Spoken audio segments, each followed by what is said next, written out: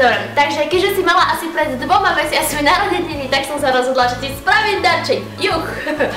Dobre. Človek mi povedal, že sa poznáme už od plienok, ale nie je to pravda. Nepoznáme sa ani od jasličiek, ani od škôlky a dokonca aj na základnej sa poznali až na 2. stupni. Ja som bola to dievča, ktoré študovalo poctivo a cvičila modernú gymnastiku. A ty si bola to kreatívne dievča, ktoré chodilo na kreslenie a zbieralo obrázky Britney Spears. Ale potom sa vlny pohli a nás dve to spojilo dohromady. Ale ešte medzi tým sme sa začali len tak rozprávať, potom sme sa začali spolu smiať, potom som skočila z prístrežku, potom som ti dovolila, aby si obliekla moju sukňu a prešla som s ňou po sídlisku a potom prišla stredná škola a až vtedy sme sa naozaj dali dohromady. A prečo vlastne sa my dve tak kamarátime? Vieš prečo? Pretože nás spája spolu vášeň a láska k jedlu. Ale keďže toto video je o tebe, začnem hovoriť o tebe. Ty máš rada jedlo.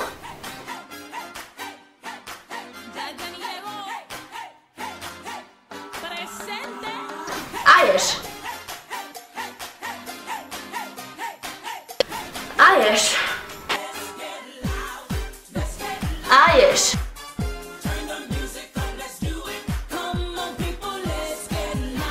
A žereš.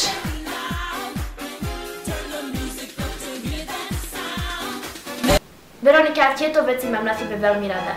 Si usmievavá.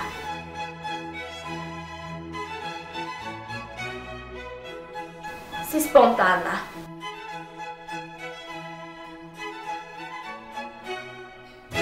Bláznivá.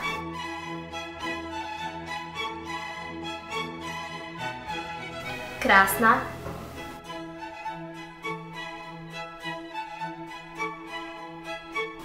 Asi proste skvelá.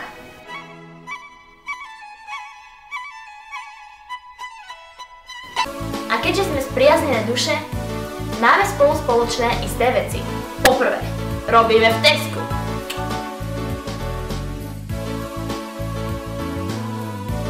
Po druhé, boli sme spolu v Chorvátsku.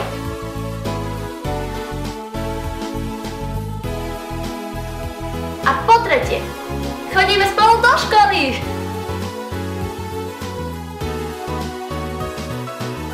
Veronika, aj keď by som ťa niekedy vyhodila von z intrákového balkóna medzi tých holubov, aj tak ťa mám veľmi rada a dúfam, že ten úsmev, ktorý si mala na sebe doteraz, ti vydrží minimálne celý život. Ľúbim ťa a všetko najlepšie k narodeninám.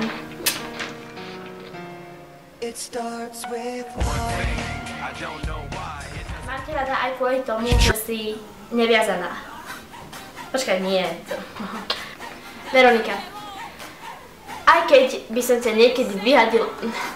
Veronika, aj keď by som ťa niekedy vyhodila von z intrákových A ješ. Je to počuť?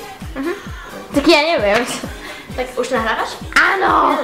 Počkaj, ešte to nedávaj. Také video, kde je. Počkaj, nemusíš... Povedať.